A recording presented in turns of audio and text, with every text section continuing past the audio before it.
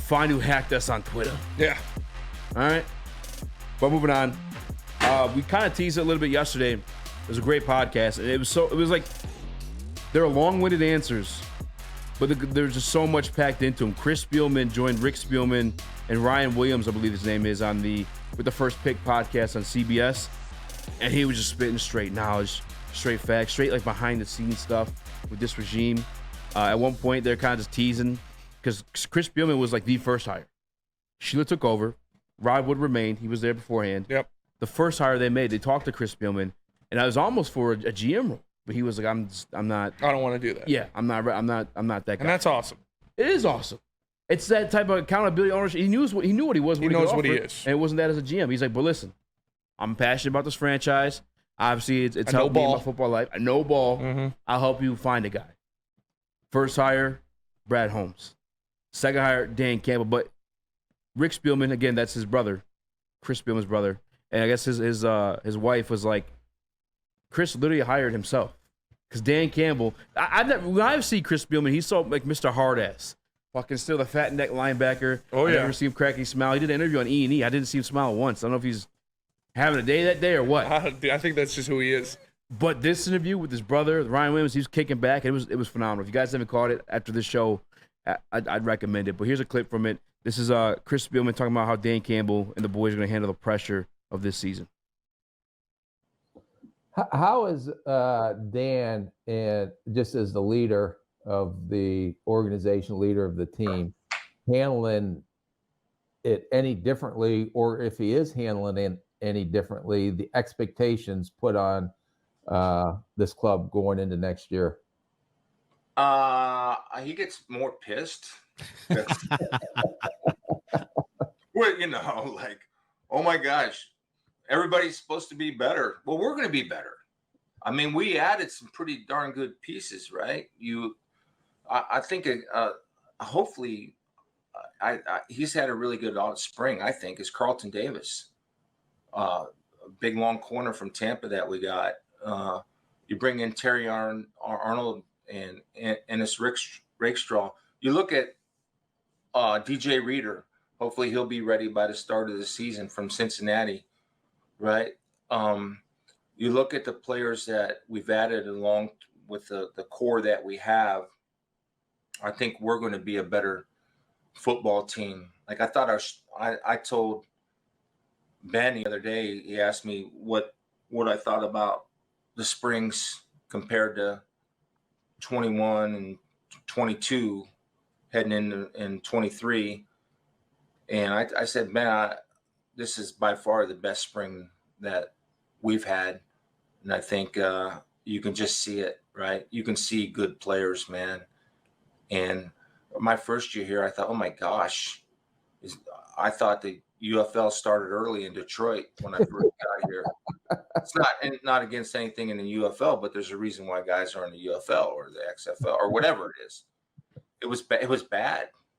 Great guys, don't get me wrong, but I cannot tell a lie, and I respect you two to not to tell you the truth. We didn't have a very good team, right? We had couple good players here and there, but it was basically, and we'd be lying if we didn't say it, this was tore down completely, man, completely tore down, and started from over. I mean, we're starting, I don't know, I can't remember how many rookies started that year and when we won 3 games. I think maybe like, I don't know, we might have had 6 or 7 starting rookies, about 4 of them undrafted free agents, rookie free agents.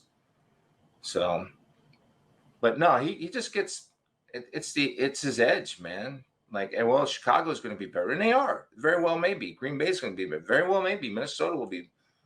That's great. What are we? Or we just, apparently we just stand in place and do nothing and let everybody catch us. And you embrace the tag of being the hunted, which is awesome. You embrace that. You don't run away from that. My 2 initial takeaways from this. First thing is Chris Spielman literally hired guys that would have drafted him. Like Chris Spielman is the epitome of a Dan Campbell, Brad Holmes guy. They would have used a first-round pick, a top 5 pick on Chris Spielman, especially because he was a fucking dog at Ohio State. Stories at the end, towards the end of the podcast, it leans more towards like stories in Chris's career. Yeah. Wild shit. He was a madman.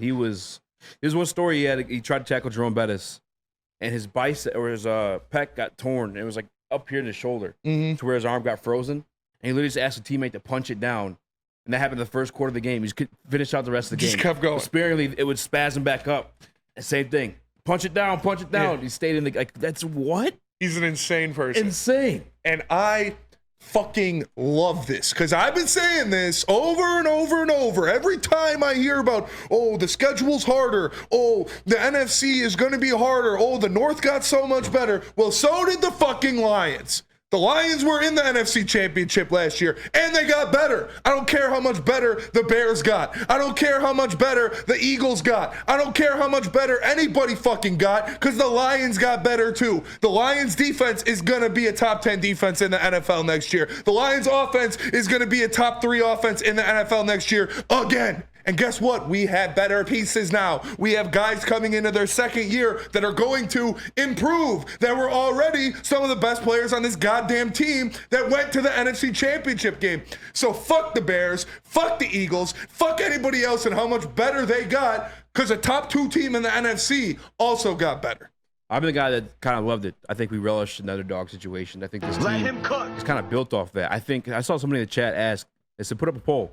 See what Lions fans really have back. Stafford on this team or Jared Goff. I think Jared Goff has been very much part of this franchise turning the page, because there's another guy that you put a chip on his shoulder and it worked to prove himself. And he continues to, because people continue to doubt them in this entire team. Dan Campbell, his first season. I remember I was one of the only people in this network fighting for Dan Campbell. I remember people wanted him fired.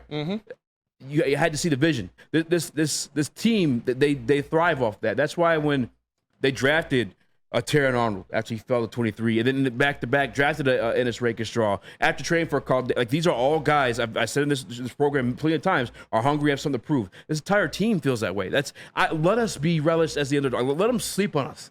Let them think we didn't improve. Like that's okay, because we have a master manipulator in the best way. Not even, I don't mean in a bad way, because Drake put a negative connotation on that one. But we have a master manipulator, a Jedi mind trick, if you will, in Dan Campbell, where he's going to take that, he's going to put it in the pot, cook it up with some grit, a little bit more of this, a little bit more of that. And he's got these guys ready to run through fucking walls and rip heads off. I love it. I like being the underdog. I'm fine with it. Yes. I'm fine with it. Nick? He's holding everyone to a higher standard. He's pissed off all the time. You know why?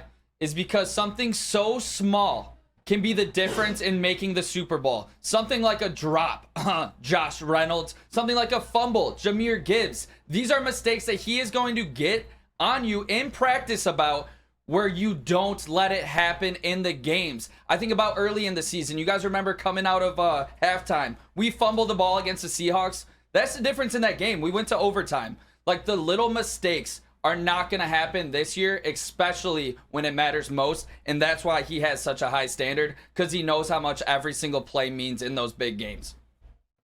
Caleb? Yeah, I mean, I love when Spielman said, you kind of touched on it, Spenny. I mean, you did, but okay, the Chicago got better, Green Bay got better, whatever. I'm tired of seeing these people on Twitter, because they want to be the one that made the hot take to say, like, the Bears are going to win the North, the Packers are going to win the North. What the fuck are we talking about here? The Lions were there. We won it last year. We were a couple plays away from being in the Super Bowl. And it's not like we just, like he said, just sat there and did nothing. I mean, we got better all around. I mean, we lost a couple pieces, but we brought some pieces in. They're going to make us better. The defensive backs. I mean, that was a problem last year. You see Brad Holmes, Dan Campbell, see what they did. They brought in guys. They revamped that room. So, yeah, I mean, and just listening to Chris Spielman talk just gets me fired the fuck up. I can't wait for Lions season. I'm ready to go. The more I got to listen to that podcast, and I heard him say, hey, Chris hired himself. But you heard in that clip just there, Chris Spielman saying, man, throughout the podcast, he's like veering off to these weird, like, funny paths, talking about the coffee and grit holders and stuff like that. Like, I see it now. I've only seen the hard ass version of Chris Spielman. I never got to see this lax version of him. But yeah, this is what this team is. Like feed us the underdog story. It's like what do you say? Pressure. Mm-hmm. How do you handle this pressure? Pressure makes diamonds, and I feel like that's what Dan Campbell and company are gonna do. Chris, you want anything before we go to break? No. I mean, you hit the nail on the head. I want to just use the Nipsey quote: "Pressure, pipes and diamonds. One of them pressure bursts." Yep. This is a team that makes diamonds out of it. So I love the culture. I love the culture that's being built, and this is why you have faith in this organization. Not only do you look at the roster, but you look at that organization, the structure of it, the commitment to the game. everything about this organization screams sustained success. And that's what's so exciting about this is that yes, we're talking about this being our year. Yes, we're talking about this being that magical year that Lions fans have dreamed for 50 years. But beyond that, there's also that glimmer of hope that this is not just it. This is not all eggs in the basket. You know, we talk about that a lot on here, but it's not when you have this type of solid organizational structure. So I'm excited, man. I'm fired up. I can't wait to see. We saw what two playoffs wins did for this city. I want to see what the big one does for this city. Facts. City will burn to the ground. Well, we do got to go to break. That shit, dude, I fucking love Chris Spielman.